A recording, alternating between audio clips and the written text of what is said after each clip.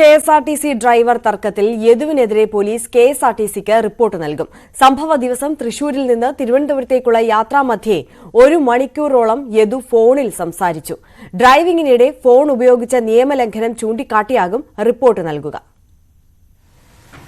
ഡ്രൈവിംഗിനിടെ യദു കാണിക്കുന്ന മോശം പ്രവണതകളെക്കുറിച്ചുള്ള കൂടുതൽ തെളിവുകളാണ് പുറത്തുവരുന്നത്. ഇപ്പോൾ പോലീസ് കണ്ടെത്തിയിരിക്കുന്നത് മേയറുമായുള്ള തർക്കം, മേയറുടെ കുടുംബവുമായുള്ള തർക്കം നടക്കുന്ന ദിവസം തൃശ്ശൂരിൽ നിന്ന് തിരുവനന്തപുരത്തേക്ക് വരുന്നതിനിടെ ഏതാണ്ട് 1 മണിക്കൂറോളം യദു ഫോണിൽ സംസാരിച്ചിട്ടുണ്ട്. അതായത് ഡ്രൈവിംഗിനിടെ മൊബൈൽ ഫോൺ ഉപയോഗിച്ചു എന്നാണ് പോലീസ് കണ്ടെത്തിയിരിക്കുന്നത്.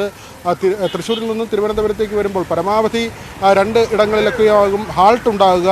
അവിടെ തന്നെ 10 മിനിറ്റ് വീതമാണെങ്കിലും 20 മിനിറ്റ്, അതിനപ്പുറത്തേക്ക് ഫോൺ കോൾ നടന്നിരിക്കുന്നു. കൂടുതൽ സമയം ഫോൺ വിളിച്ചിരിക്കുന്നു. ഇത് തന്നെ പല കോളുകളാണ്. അതായത് ഡ്രൈവിങ്ങിനിടയിൽ യദു ഫോൺ ഉപയോഗിച്ചിരിക്കുന്നു. അതും ഏതാണ്ട് 1 മണിക്കൂറിനടുത്ത് ഈ ഡ്രൈവിംഗ് സമയത്തിനിടയിൽ സംസാരിച്ചു എന്നത് ഗുരുതരമായ ഒരു കാര്യം തന്നെയാണ്. ഇതിൽ പോലീസിൻ്റെ നടപടിയായി പ്രത്യേകിച്ചില്ല. പകരം പോലീസ് ഈ കാര്യങ്ങൾ വിശദമാക്കി കെഎസ്ആർടിസിക്ക് റിപ്പോർട്ട് സമർപ്പിക്കും. കെഎസ്ആർടിസിയുടെ ആഭ്യന്തര വിഭാഗത്തിൻ്റെ അന്വേഷണം ഇതിനകം തന്നെ പല കാര്യങ്ങളിലായി നടക്കുന്നുണ്ട്. നേരത്തെ ചലച്ചിത്ര താരം നൽകിയ പരാതിയുണ്ട്. അതിൽ യദു നിഷേധിച്ചിരുന്നു. തൃശ്ശൂർ വരെ പോകുന്ന താൻ എങ്ങനെയാണ് കുന്നംകുളത്ത് അപമര്യാദയായി പെരുമാറുന്നതെന്ന ചോദ്യമാണ് ഉന്നയിച്ചത്. എന്നാൽ കെഎസ്ആർടിസിയുടെ രേഖകൾ പുറത്തു വന്നപ്പോൾ ആ സമയത്ത് യദു തന്നെയാണ് ബസ് ഓടിച്ചിരുന്നതെന്ന് കണ്ടെത്തി. മാത്രവുമല്ല തൃശ്ശൂരിനപ്പുറത്തേക്ക് യദുവിൻ്റെ അന്നത്തെ സർവീസ് ഉണ്ടായിരുന്നു എന്ന കാര്യവും രേഖകളിൽ നിന്ന് വ്യക്തമാണ്.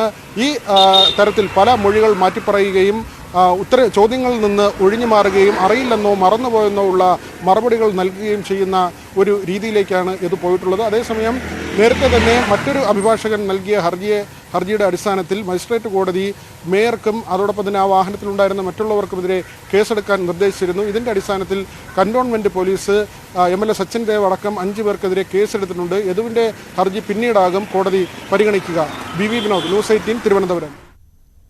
മേയർ ആര്യ രാജേന്ദ്രനുമായി തർക്കത്തിലേർപ്പെട്ട കെഎസ്ആർടിസി ബസ് ഡ്രൈവർക്കെതിരെ പരാതി പറഞ്ഞ നടി റോഷ്ന ആൻഡ് ജോയിയോട് സംസാരിച്ച് ഗതാഗത മന്ത്രി KB ഗണേഷ് കുമാർ.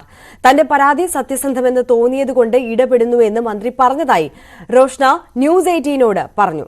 നീതി കിട്ടുമെന്നാണ് പ്രതീക്ഷയെന്നും റോഷ്ന പ്രതികരിച്ചു. മന്ത്രി KB ഗണേഷ് കുമാർ നമ്മളെ കോണ്ടാക്ട് ചെയ്തിരുന്നു. ഇതുപോലെ വളരെ പോസിറ്റീവായിട്ടാണ് അദ്ദേഹം ഈ ഒരു വിഷയത്തെ നമ്മളോട് സംസാരിച്ചിരിക്കുന്നത്. അദ്ദേഹം പറഞ്ഞത്, ഇത്രയും പുകഞ്ഞുകൊണ്ടിരിക്കുന്ന ഒരു വിഷയത്തിലേക്ക് ഒരു സ്ത്രീ എടുത്തു ചാടുമെന്ന് ഞാൻ, അതും ബോധപൂർവ്വം എടുത്തു ചാടുമെന്ന് വിചാരിക്കുന്നില്ല. അതുകൊണ്ട് ഇതൊരു ജെനുവിൻ കേസായിട്ട് അദ്ദേഹത്തിന് തോന്നി. അതുകൊണ്ട് ഇതിൽ ഇടപെടുകയാണ് എന്ന് പറഞ്ഞു. അതിൻ്റെ തെളിവെടുപ്പുകൾ നടന്നുകൊണ്ടിരിക്കുകയാണെന്ന് പറഞ്ഞു. അന്നേ ദിവസം ജോലിയിലുണ്ടായിരുന്ന MBD അവരെ ചോദ്യം ചെയ്യേണ്ടിയിരിക്കുന്നെന്ന് പറയുന്നു. അതുപോലെ തന്നെ കണ്ടക്ടറെ മൊഴി രേഖപ്പെടുത്തും എന്ന് പറയുന്നുണ്ടായിരുന്നു.